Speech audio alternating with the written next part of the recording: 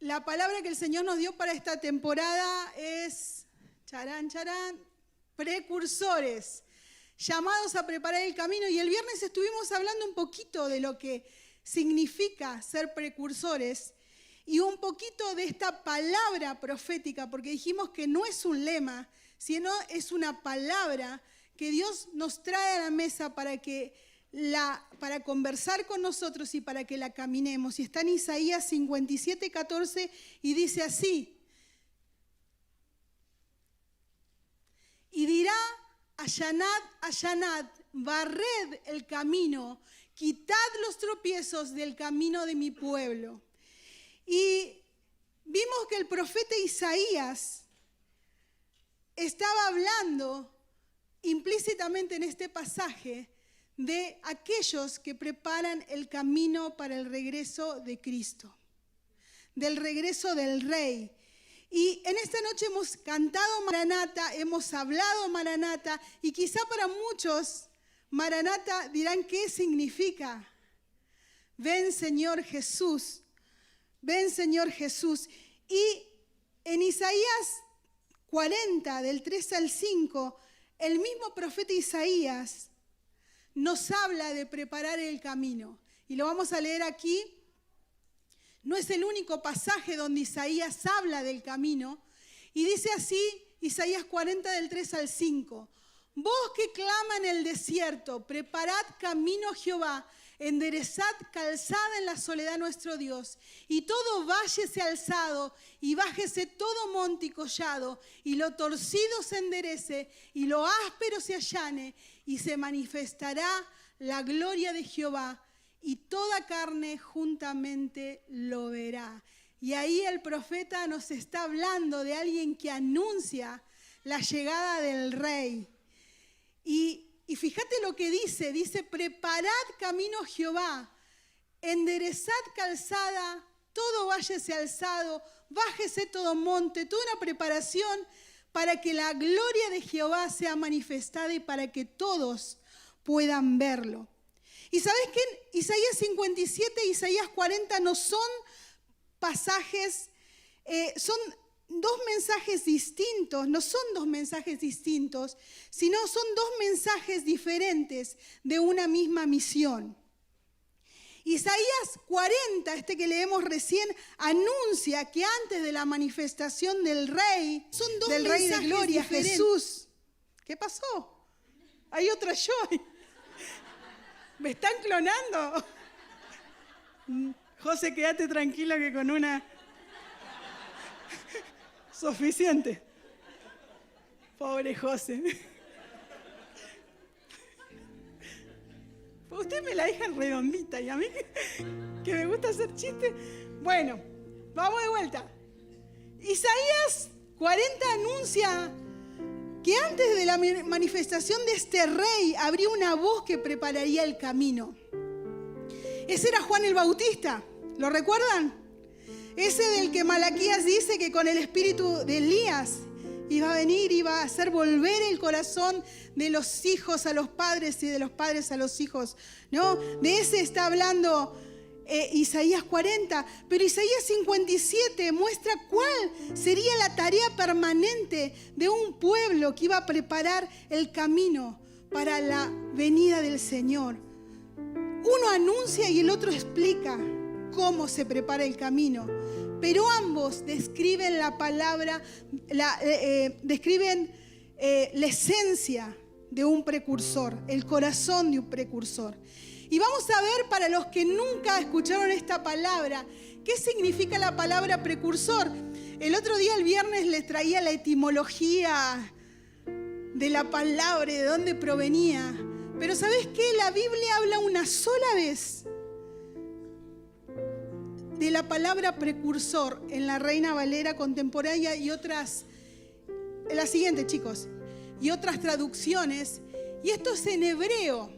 Y saben que el hebreo se escribió en griego koiné, el Nuevo Testamento, perdón. El Nuevo Testamento se escribió en griego, ¿no? Y dice Hebreos 6:20, tomé un poquito, dice que Jesús entró por nosotros como precursor. Y es el único lugar donde se usa precursor. Y en el griego, esta palabra precursor, le voy a pedir la siguiente, viene de la palabra pródomos, que significa el que va adelante, el que abre el camino, el explorador que entra primero, el que precede a otros para que puedan seguirlo. Y le decía que en la lengua antigua del francés y del latín era el que corría primero. Sí, antes, cursor, de currere, correr. ¿Sí? El que iba adelante, ese era el precursor. Pero en los tiempos de Isaías, en la antigüedad, cuando un rey visitaba una ciudad, nadie esperaba que el rey llegara para recién empezar con los preparativos. Primero se enviaban mensajeros, después se enviaban obreros y ellos reparaban los caminos. Porque yo les decía el otro día, no había rutas como la que están haciendo ahora la Mosconi, que está toda ahí más o menos. No había rutas. Muchas veces los caminos se desdibujaban porque la gente no los usaba, ¿no? Entonces venía el gran rey, se enviaban mensajeros, se enviaban obreros, estos reparaban los caminos, quitaban piedras, rellenaban desniveles y limpiaban todo porque anunciaba que el rey estaba cerca. Pero estos obreros y estos mensajeros no eran el centro de la historia. Toda su tarea consistía en que cuando llegara el rey, nada impidiera su entrada. Entonces, para el pueblo que escuchaba a Isaías, esto de preparar el camino no era algo loco. Tenía todo el sentido del mundo, porque en ese tiempo era necesario que existieran estos que iban delante preparando el camino. Y esa tarea del precursor está implícita también en Isaías 57 y en estos dos pasajes. En Juan 1:23, Juan el Bautista, identificándose con la profecía que vimos de Isaías 40, dice, él mismo declara en Juan 1:23, yo soy la voz que clama en el desierto, enderezad el camino del Señor. Porque Juan entendía a la perfección cuál era su parte del plan. Él no era el Mesías, él no era el que iba a venir, él era una voz. Y hoy, iglesia, tenés que entender que nosotros somos la voz, ese pueblo precursor que anuncia y prepara el camino del Señor. ¿Y sabés qué? Quizá vos, que quizá nos visitás por primera vez o conociste hablar de Jesús, quizá te presentaron un evangelio, un plan de salvación, donde te contaron que Jesús vino, ¿sí? Nació, murió en una cruz, resucitó y se fue con el Padre. Pero el evangelio completo es que Jesús vuelve. El Rey vuelve. El Rey vuelve a gobernar y vuelve por su pueblo. Y por eso cantamos Maranata, por eso anunciamos Maranata. Pero mejor que cantar y hablar y predicar Maranata es vivir Maranata. Y debemos ser conscientes y que se nos revele qué significa vivir Maranata. Dios sigue buscando hombres y mujeres que preparen corazones para recibir al Rey. Y yo el viernes decía, si vemos desde el Génesis hasta ahora, hubieron muchos hombres y mujeres preparando el camino. Y el viernes hablé de algunos hombres y no hablé de mujeres. Y meditaba en esto. Y me llamó mucho la atención hoy les contaba a los chicos, Rahab, la prostituta, que en Jericó escondió. Aparte del pueblo de Israel, ella no era israelita. ¿Y sabes qué? Dios la hizo parte del linaje de Jesús. Ruth, una extranjera, la bisabuela de David, la bisabuela por ahí era extranjera. Mirá el plan de Dios. En el plan de Dios estaba escondido que hubiera precursores, mujeres que prepararan también el camino, que aún siendo de otras naciones, preparaban el camino para que Jesús viniera en su primera venida. Y es tremendo. Como te decía el viernes, estudia la palabra, estudia Isaías, porque es tremenda la revelación que Dios trae para este tiempo que estamos viviendo y la espera del Rey que viene. Pero en este pasaje, como decía Isaías, en Isaías podemos encontrar muchas veces la palabra camino, porque hay una importancia del camino. La que sigue, por favor. Isaías nos menciona una y otra vez que hay un camino. Y si vos pudieras leer Isaías, verías que en varias oportunidades se menciona. Y lo primero que nos llama la atención es que Dios no dice construyan un camino. No dicen hagan un camino nuevo, porque el camino existe. Isaías 35, del 8 al 9 dice, y habrá allí calzada y camino, y será llamado camino de santidad. Hay un camino. No pasará inmundo por él, sino que el mismo Dios estará con ellos, y el que anduviera en este camino, por torpe que sea, no se extraviará. ¡Wow! Mira, hay un camino llamado camino de santidad. No se camina por tu pericia, por tu capacidad. Dice que el que camina por él, Dios mismo estará ahí, y aunque sea torpe, no tropezará.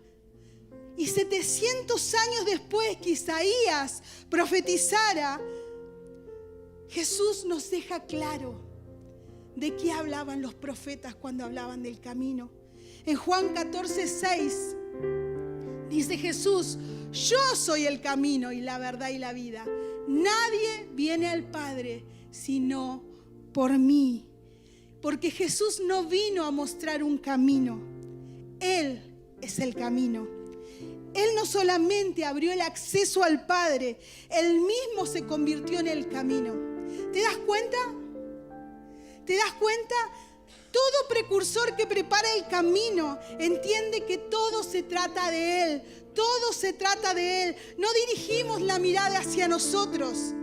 Señalamos a aquel que es digno, al Rey que viene, a Jesús. Y como tantas veces cantamos, debemos entender que debemos caminar como esa generación sin rostro. ¿Viste esa canción que tanto cantamos? Sin rostro, porque todo es Él. Él es el digno. Por eso el trabajo de un precursor no es inventar un camino y tampoco consiste en crear métodos humanos para que las personas se acerquen a Dios.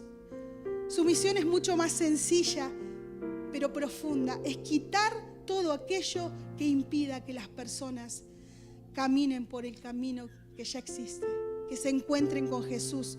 Y esto es clave, ¿sabes por qué? Porque muchas veces pensamos que podemos inventar la pólvora y crear nuestras propias estrategias. Podemos crear un evangelio a nuestra medida y a nuestra forma. Y hay un único camino. Cuando Jesús murió en la cruz, ¿sabés qué hizo? El velo del templo se rasgó, dice Mateo 27:51. Y el velo ese del templo simbolizaba la separación entre Dios y el hombre. Pero Cristo abrió definitivamente el acceso al Padre. Y ya no hay obstáculos de parte de Dios. ¿Sabes qué?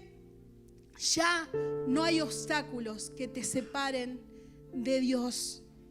Jesús abrió el camino a través de su obra en la cruz. Pero ¿sabes qué? Si ya no hay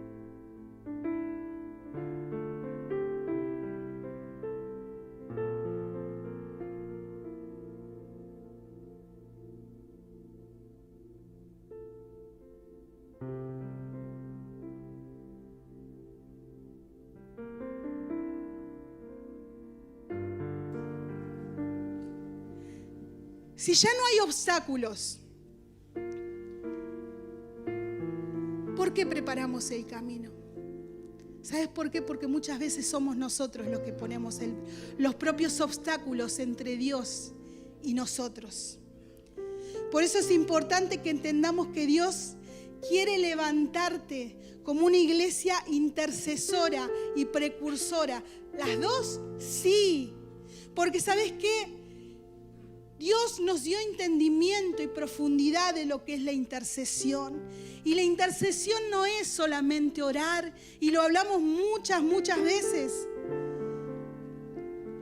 El intercesor no solo ora, se mueve en función de aquello que hay en el corazón de Dios, en lo que arde en el corazón de Dios. Y todo precursor es un intercesor, porque la verdadera intercesión termina produciendo una transformación. Porque hablamos tantas veces que cuando oramos nos volvemos íntimos, conocemos el corazón de Dios y escuchamos y aprendemos a escuchar la voz de Dios. Y no existe intimidad, porque algunos dicen, yo no hago porque quiero ser un íntimo. Y si estuviste en la intimidad y escuchaste a Dios, me parece que no vas a seguir ahí, vas a salir. Porque como Jesús, que se conmovía, veía la multitud y se conmovía, ¿sí? Lo que te conmueve, te mueve. Y yo siempre digo esta frase. Entonces no hay íntimos que no sean enviados, como le pasó a Isaías. Isaías, ¿qué le pasó? Vio el trono, la gloria de Dios, vio su impureza, dijo, ¡ay de mí, hombre de labios impuros! Sabía, vio su condición. Enseguida vinieron los querubines con los carbones, le pusieron en la boquita, no le lavaron con agua y jabón, sino le pusieron los carbones ahí. Y enseguida escuchó la voz diciendo, ¿a quién enviaremos? ¿Quién irá por nosotros? Y fue expulsado, fue enviado. Cuando estás en la presencia de Dios hay envío. Cuando sos un íntimo hay envío. Entonces intercedemos yendo. El verdadero intercesor, el verdadero precursor entiende que levanta un altar delante de Dios, pero inmediatamente se produce un ekbalo que lo envía. Que lo envía, porque reconcilia, quita piedras, remueve obstáculos. Y Dios nos está hablando de ser una iglesia intercesora que ora yendo. ¿Entendés esto? ¿Entendés? Muchas veces le he hablado a los intercesores y lo conversamos. Por años los ministerios de intercesión que oraban eran esos que estaban en lo oculto, porque habíamos quedado eso que en la intimidad. Pero hay un nivel más profundo de intercesión, iglesia. Y eso Dios se lo dio a la casa. Y quiere que tengamos revelación. Que hay un ministerio de la reconciliación que está implícito. Y en ese ministerio de la reconciliación de Dios esta noche quiere que entiendas que sos un precursor. Un solo amén. Gracias, José. Isaías utiliza 3 verbos. Isaías 57. Y hoy voy a hacer como un paralelismo entre Isaías 40 y 57. Y el primer verbo que utiliza, acción, verbo, allanar. Allanar. Y dice allanad, allanad. O sea, lo reafirma, no una vez, otra vez. Allanad, allanad. La palabra allanar significa nivelar, emparejar un terreno. Y si vemos en el hebreo, por favor la siguiente, chicos. Otra más. Viene de la palabra salal, que significa levantar un camino, allanar una calzada. Y en este contexto no habla simplemente de sacar las piedras. Vos imaginate, ¿has ido en una ruta llena de baches? ¿Es lindo? No, ¿no? ¿Vas rápido? No, vas lento. Este es el concepto de allanar, de tapar agujeros en el camino, ¿no? Para que lo veas más gráfico. Y en este contexto habla de una preparación intencional en el contexto de Isaías 57 para la llegada del rey, como vimos al principio. Y eso también aparece en Isaías 40, Pero ¿sabes qué? El profeta agrega ahí en Isaías 40 algo sorprendente que dice: todo valle sea alzado. Todo valle sea alzado. ¿Y qué es un valle? Nosotros vivimos en un valle. Para los chicos que están en el secundario, un valle es una depresión, es como un hueco, ¿no? ¡Wow! Y tiene mucho que ver con este concepto que habla acá Isaías 40. Es un lugar bajo. ¿Y sabes qué? Los valles representan lugares de quebranto, de desánimo, de depresión, como dice la palabra, como dice la geografía, de depresión, de derrota. ¿Y sabes qué? Hay personas que no pueden ver a Dios porque se sienten así. Yo no soy digno de Dios. Mi condición está allá abajo. Quizá vos venís a la iglesia, conocés de Jesús, has oído de Jesús, pero todavía hay cargas que no podés soltar, hay culpas, hay rencor. Quizá te tocó vivir situaciones muy difíciles que todavía pesan y son como mochilas que no te permite avanzar en un camino con baches. No se puede avanzar. Y Jesús dijo en Mateo 11, del 28 al 30, venid a mí todos los que estéis trabajados y cargados, y yo os haré descansar, porque mi yugo es fácil y ligera mi carga. Y el autor de Hebreos 12, el autor de Hebreos en Hebreos 12:1 dice, utiliza una imagen semejante: despojémonos de todo peso y del pecado que nos asedia y corramos con paciencia la carrera que tenemos por delante. Y esos baches simbolizan cargas, esos valles. El Salmo dice, habla de un valle de sombra de muerte. Los valles son lugares oscuros cuando hablamos de lo espiritual. ¿Y sabes qué? Fíjate que acá en Hebreos 12 dice pecado y peso. Y hace una diferencia. Porque sabes que hay cargas en la vida de las personas que no necesariamente son pecado, pero igualmente nos impiden correr la carrera con libertad. Preparar el camino también es ayudar a otros a despojarse de pesos. Porque Jesús no vino a poner pesos en las personas, vino a aliviar las cargas. Porque no tuvo miedo de acercarse al publicano, a la mujer samaritana, al leproso, al endemoniado, al paralítico, al ciego. Él siempre estuvo cerca de los que estaban en el suelo. Bajó para poder levantarlos a Dios.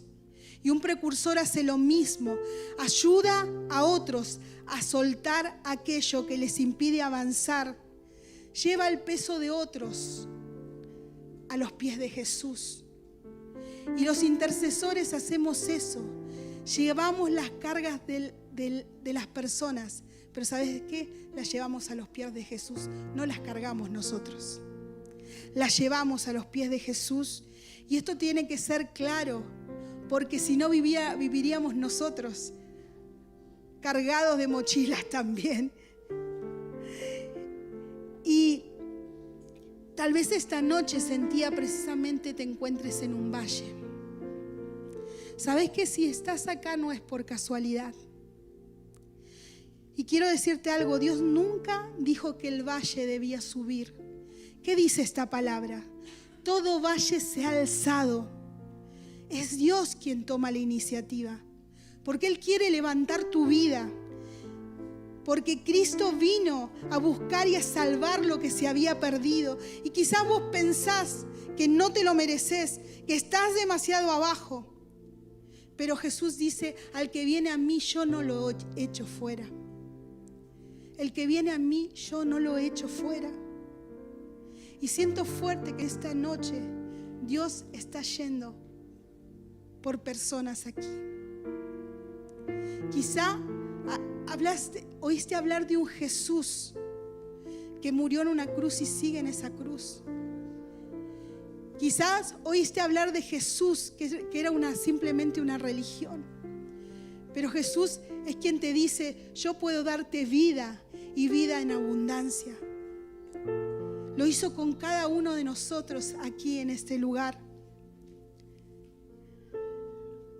Pero ¿sabes qué? Preparar el camino comienza levantando al que cayó. Y no se puede anunciar la gloria de Dios mientras dejemos a las personas abandonadas y seamos indiferentes en esos valles. Porque los precursores no solo anuncian al Rey que viene, se parecen cada vez más al Rey que viene. Se parecen más a Jesús y van por los lugares por los que Jesús andaba. El segundo verbo que utiliza aquí la palabra es barrer el camino. Y aquí la imagen cambia porque ya no se trata de tapar agujeros, no se trata de baches. El camino sigue estando, pero está cubierto de tierra, de polvo, de escombros. Y ¿sabes qué? Como te decía al inicio, en la antigüedad quizá había caminos por los que años no pasaba nadie y se desdibujaban. Aún ahora en la actualidad y así. Hace un par de años yo vivía, hace muchos, 15 años, vivía en Jujuy y nos tocaba ir a iglesias que quedaban allá en medio del cerro y no había caminos. Aquellas personas que caminaban el camino se metían por la vera del río en camionetas. Conocían el camino, ellos nos guiaban. Pero el camino estaba muchas veces escondido. Me vino ese recuerdo ahora. Muchas veces ocurre así, el camino está, pero simplemente nadie lo cuidó. Pero Cristo sigue siendo ese camino, pero muchas veces está oculto detrás de cosas que nunca deberían ser el centro. Porque muchas veces, ¿sabes qué, iglesia? Nos acostumbramos a estructuras, a liturgias, a rituales, a reuniones y perdemos la visión, la pasión, el propósito, el por qué lo estamos haciendo. Y ¿sabes qué? Perdemos el rumbo. ¿Sabes qué, iglesia? Cada vez que perdemos el rumbo empezamos a sentir desánimo. Cuando vos empezás a sentir desánimo y no tenés ganas de venir a la iglesia, no tenés ganas de servir, te tenés que empezar a preguntar si tenés claro el propósito o lo perdiste. En Jeremías 6:16, y este pasaje el Señor nos lo habló en temporadas atrás, dice: así dijo Jehová, paraos en los caminos y mirad y preguntad por las sendas antiguas cuál sea el buen camino y andad por él y hallaréis descanso en vuestra alma. Muchas veces te sentís desanimado, cansado. Volvamos a la senda antigua, volvamos al primer amor, volvamos ahí donde Dios nos enamoró, donde Jesús nos encontró. Encontremos propósito, no estemos en piloto automático, porque el problema no es el camino, el problema es todo lo que se acumula encima. Podemos llenar la agenda de actividades y sin embargo perder la presencia de Dios. Y escúchame bien, esto es muy importante. Es muy importante. Yo lo recuerdo todo el tiempo, me lo recuerdo a mí misma. Porque podemos tener hermosas reuniones, eventos, pero olvidar por quién lo estamos haciendo. Y es una advertencia porque estamos a la puerta de ser algo que tiene que ser más que una conferencia, más que un evento. Y Dios nos invita a entender la importancia y la profundidad de por qué lo estamos haciendo. Y cuando lo comprendemos, no importa pagar precios, no importa gastar el tiempo, no importa gastar recursos.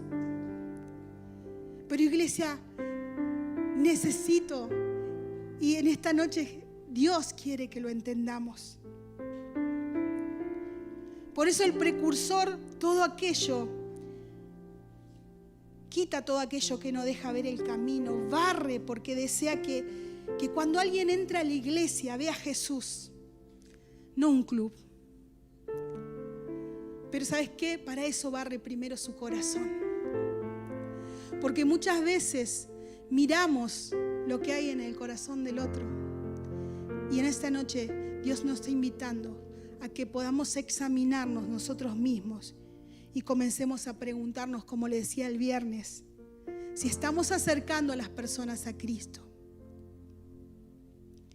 Y en este sentido Isaías nos va a llevar más profundo, porque dice: bájese todo monte y collado. Bájese. ¿Y a qué se refiere cuando habla de montes? ¿Sabés que la expresión en hebreo es Shafel? Bájese, es Shafel, que significa, no significa destruir, significa abatir, derribar, humillar.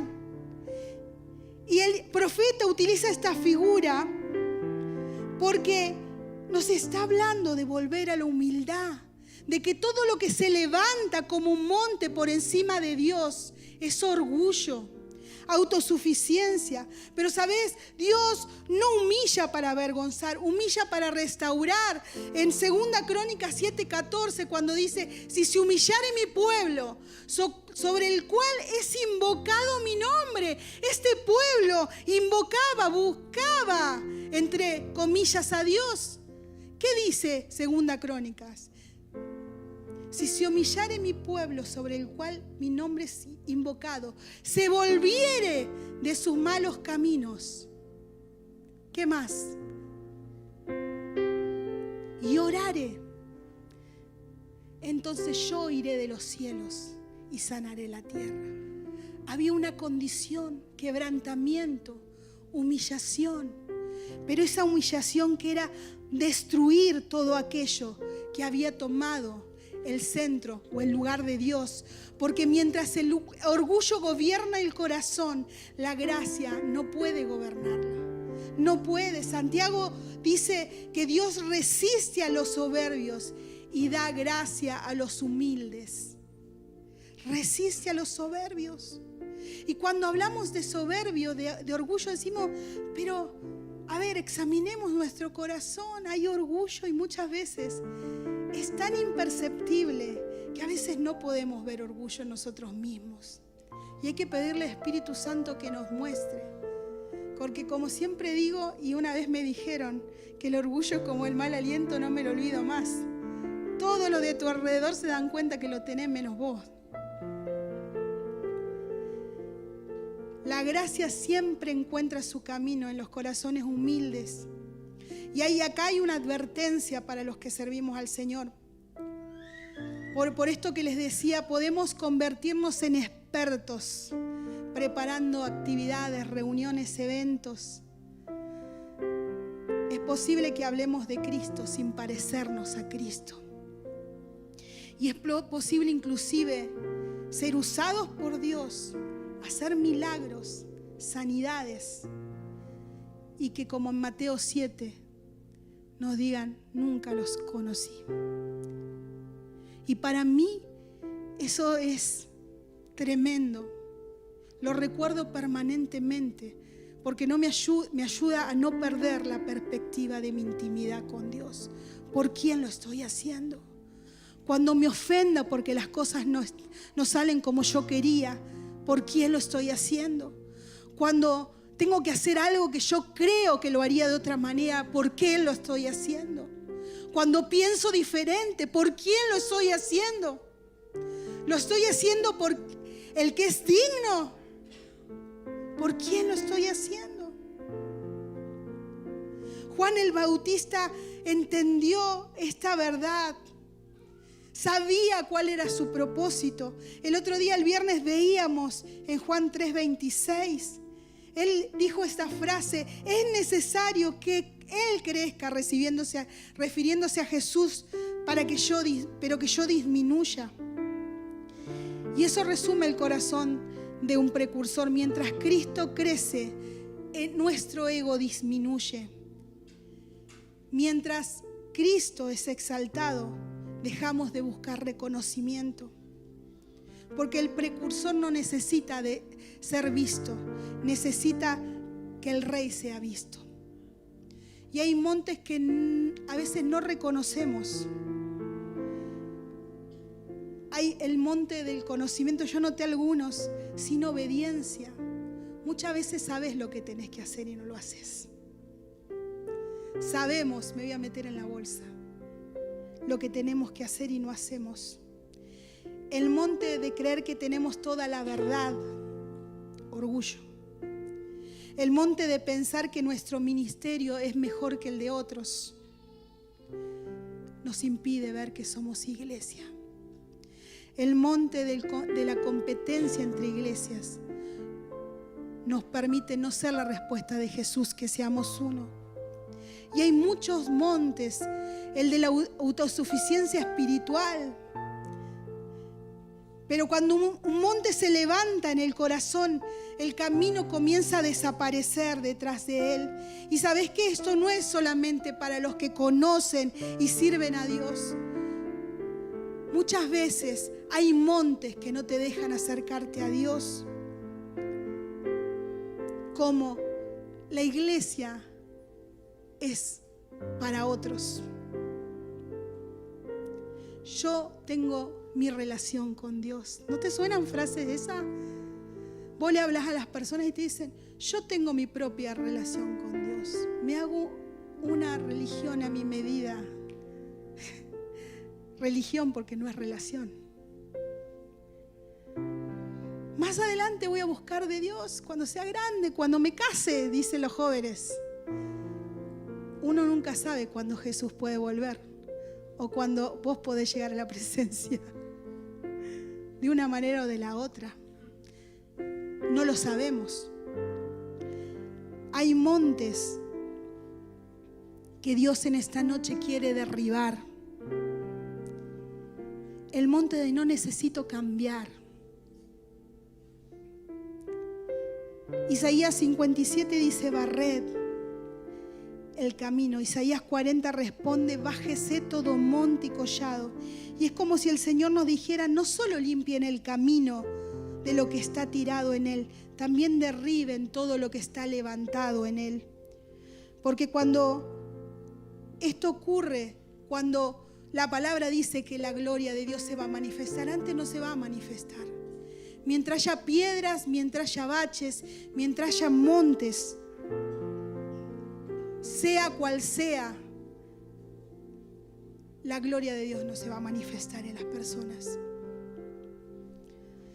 Y el tercer verbo, acá en Juan 26:30 les decía que Juan, del que hablaba Isaías 40,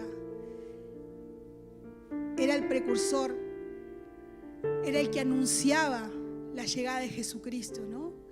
Y él sabía bien cuál era su propósito. El viernes lo hablábamos. ¿Sabes qué? Él tenía discípulos, él tenía seguidores. Y cuando vinieron sus seguidores a Juan y le dijeron, Rabí, mirá, el que estaba contigo el otro lado del Jordán, de quien dice testimonio, está bautizando y todos van con él. O sea, los discípulos vinieron y le dijeron, Juan, che, el muchacho este que vos bautizaste y diste testimonio, te está serruchando el piso, le decían. Eso le decían. Pero Juan, que conocía cuál era su parte del plan, dijo, un hombre no puede recibir nada si no le es dado del cielo. Vosotros mismos me sois testigos de que yo no soy el Cristo, sino que he sido enviado delante de él. El que tiene la novia es el novio, pero el amigo del novio que está allí y le oye, se alegra en gran manera con la voz del novio. Y por eso este gozo mío se ha completado. Es necesario que él crezca y que yo disminuya. Juan era el amigo del novio. Él sabía cuál era su posición. Él sabía que no era el novio. Sabía que anunciaba que el novio estaba por llegar. Y no me quiero ir a las bodas de Israel. Pero él se gozaba. Se gozaba. Era necesario que él disminuyera. Porque llegaba el novio y era el protagonista. Ese es el corazón de un precursor. Ese es el corazón de uno que prepara el camino. Ese es uno que no le importa qué precio pagar, aunque se quede anunciando y sirviendo solo, porque sabe por quién lo está haciendo. El tercer verbo es quitad los tropiezos. Y acá encontramos el corazón de Isaías. No basta con allanar, no basta con barrer. También hay que quitar todo aquello que hace caer a las personas. Porque un tropiezo no siempre mata, pero sí a veces detiene el propósito de una persona. La Biblia habla de ser piedra de tropiezo para otros. Y wow, lo que dice, ¿no? El quisiere caer a uno de estos mis pequeños. Por eso, como les decía, todo precursor debe preguntarse, ¿estoy acercando a Cristo o estoy alejando a las personas? Eso significa ir al corazón, mirar para adentro. Y creo que una de las piedras más grandes que el enemigo hoy encuentra en el mundo cuando mira, encuentra el mundo cuando mira a la iglesia, es la división. Yo me preguntaba esto. ¿Qué dice la gente cuando mira a la iglesia? ¿Qué dice el mundo de nosotros? Porque si miramos afuera, hay individualismo, se habla de brecha, de división permanente, pero muchas veces en la iglesia ocurre lo mismo. Muchas veces ocurre lo mismo. ¿Qué está diciendo el mundo de nosotros? ¿Conocen a Jesús a través de nuestras actitudes? ¿Estamos dispuestos a cuidar una relación en vez de tener la razón? Porque Proverbios 3:7 dice que creerse sabio en nuestra propia opinión no es bueno. Porque mejor que tener la razón es cuidar una relación, es cuidar la relación que tengo con mi hermano. Y Jesús no dijo, conocerá el mundo que son mis discípulos porque predican bonito, porque profetizan, porque hacen milagros, porque sanan. Porque ¿sabes qué? El enemigo sabe imitar todas esas cosas. La gente va a curanderos y a veces se sana. Va a videntes y le profetizan, o sea, le dicen las cosas. Pero ¿sabes cuál es el milagro o la manifestación que el enemigo no puede imitar? Malaquías 4. Hacer volver los hijos a los padres. Hacer volver a los hijos al padre. Bueno, Malaquías dice también, los padres a los hijos. Pero el enemigo sabe perfectamente. Y la gente va y busca religiones en el mundo porque todos se aman, todo está bien. No hay responsabilidades, no hay compromisos, no te piden nada o te piden todo. Cristo te pide todo, te pide tu vida entera. Y Jesús es el mejor ejemplo de quien quitó tropiezos. Porque Jesús nunca puso una piedra delante de nadie. Quitó las piedras que otros habían colocado. Porque mientras los religiosos apedreaban a una mujer sorprendida en adulterio, Jesús abrió un nuevo camino para ella hacia una vida nueva. Mientras los discípulos, fíjate, discutían en quién sería el mayor, ¿qué hizo Jesús? Tomó la toalla y mientras esperaban otros un trono, Él abrazó una cruz. ¡Qué ejemplo! ¡Qué ejemplo! Jesús nos muestra cómo es. Mientras el hombre levanta barreras, Cristo sigue abriendo el camino. Y Él es el precursor por excelencia, como te decía en Hebreos, cuando nos dice que Él es el gran precursor. Cambió piedras por una toalla. Esta frase no es mía. Es de un pastor tremendo, pero cambió piedras por toallas. Y esto resume el espíritu del reino. Porque los hombres quieren siempre levantar piedras para acusar. Pero Jesús tomó una toalla para servir, para lavar pies sucios. Y los hombres muchas veces buscan posiciones, pero Jesús busca personas.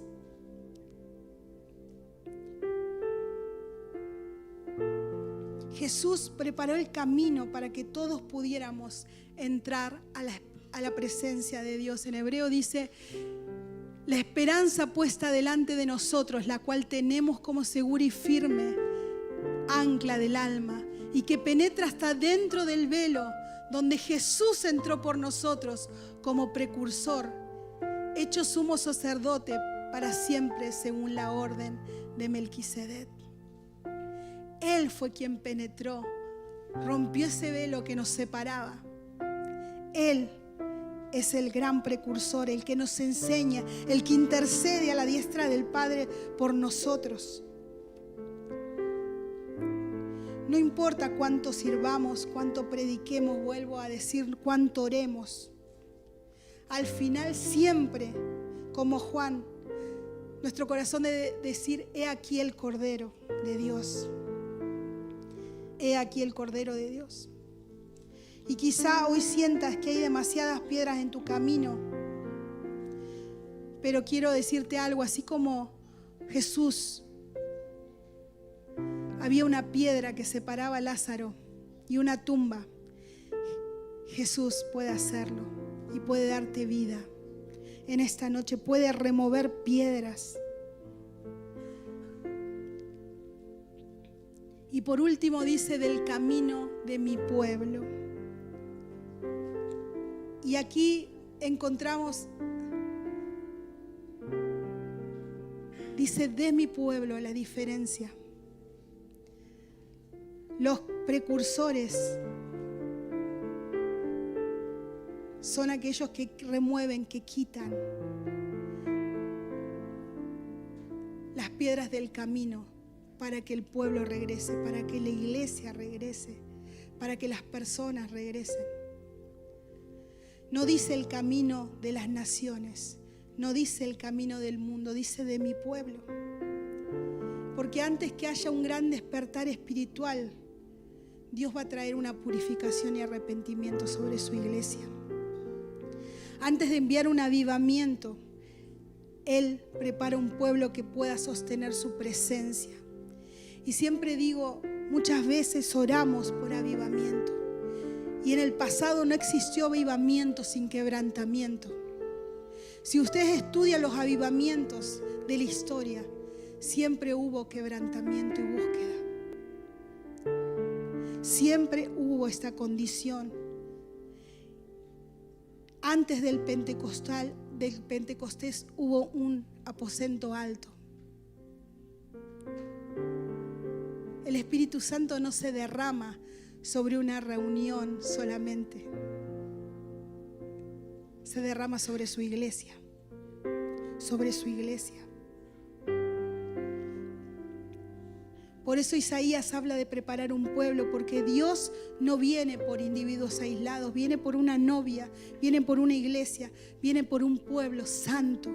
Y en Efesios 5, 25, 27 dice, Jesús nos muestra que Jesús, el amado, está preparando a su novia. Y dice, Cristo amó a la iglesia y se entregó a sí mismo por ella para presentársela a sí mismo, una iglesia gloriosa, que no tuviese mancha ni arruga ni cosa semejante, sino que fuera santa y sin mancha. Y cantamos y sabemos este versículo de memoria. Los intercesores conocemos y clamamos por esa novia. Pero ¿sabes qué? Dios en esta noche quiere que, como Juan, seamos los amigos del novio. Esos que no critican a la novia. Esos que no quieren tomar el lugar del novio. Esos que colaboran y llevan a que la novia sea mejor. No somos quien plancha ni limpia los vestidos de la novia. A nosotros no nos corresponde eso. Dice que Jesús mismo es el que lo está haciendo. Nosotros somos los que debemos cuidarla. Debemos cuidar a la novia. Porque luego de preparar camino a Jehová y que todo valle sea alzado, todo monte sea bajado, lo torcido se enderece, la gloria de Jehová se va a manifestar y toda carne juntamente lo verá. Hoy Dios está llamando a precursores que preparan el camino para que la gloria de Dios sea vista. Yo te hago la misma pregunta en esta noche que hice el viernes. ¿Estás dispuesto a pagar el precio? ¿Estás dispuesto a pagar el precio de la unidad? ¿Estás dispuesto a ir y mostrarte amigo, como dice el proverbio? Si querés amigos, el que quiera amigo, muéstrase amigo. Si querés unidad, lo estoy parafraseando, no lo dice la palabra. Móstrate unido. Hoy Dios nos está llamando, Iglesia Nueva Vida, no a preparar un evento, no una conferencia, preparar un pueblo donde Cristo pueda manifestarse, porque cuando Cristo ocupa su lugar, la gloria se vuelve visible. Y te vuelvo a preguntar, Neuquén, ¿está viendo a Cristo? Porque Neuquén ha oído hablar de Cristo muchas veces. Sin embargo, muchos no se han acercado a Él. ¿Hemos sido piedra de tropiezo muchas veces? Y esto es un llamado de atención, pero también un llamado de amor y de posicionamiento. Porque Dios quiere levantarnos para que seamos la respuesta de Jesús. Que sean uno para que el mundo crea. Y le voy a pedir a los músicos que puedan estar pasando.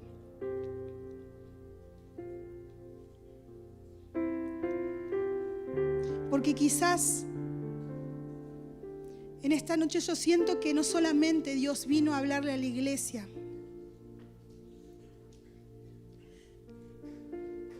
sino vino a hablarte a vos que quizá todavía no hiciste una decisión por Él.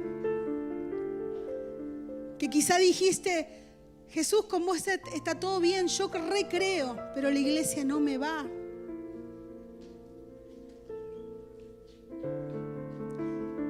Jesús, yo con vos todo bien. Me acuerdo de vos cuando te necesito.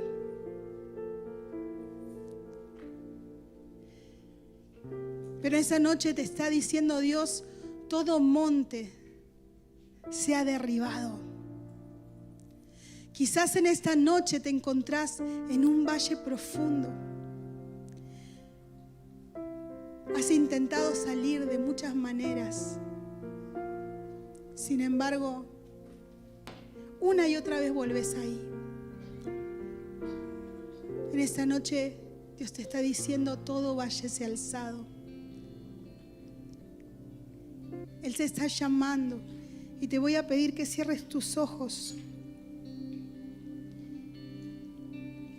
y que medites en esto que estuvimos conversando.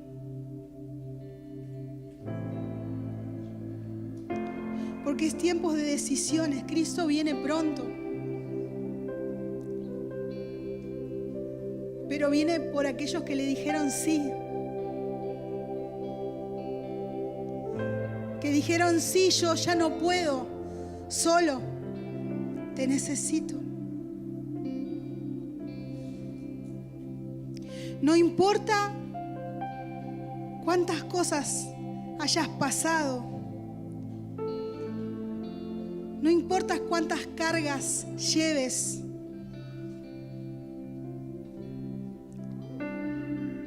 Él dijo que si nuestros pecados fueran rojos como el carmesí, Él los haría blancos como la nieve. Que los tomaría y los echaría al fondo del mar. Y se olvidaría de cada uno de ellos. Él puede hacer todo nuevo. Todo nuevo. Pero solo depende de nosotros.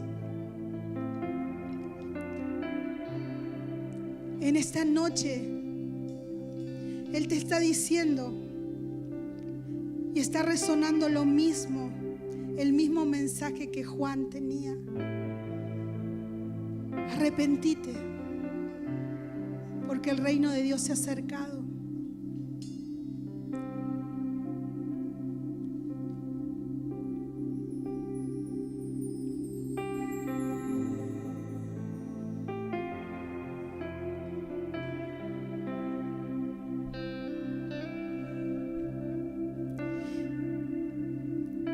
Quizá lo recibiste en tu corazón.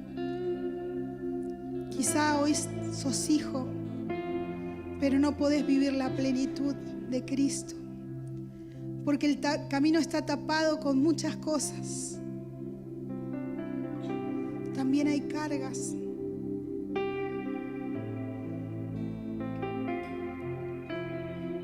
Hoy te está diciendo: venid a mí, venid a mí.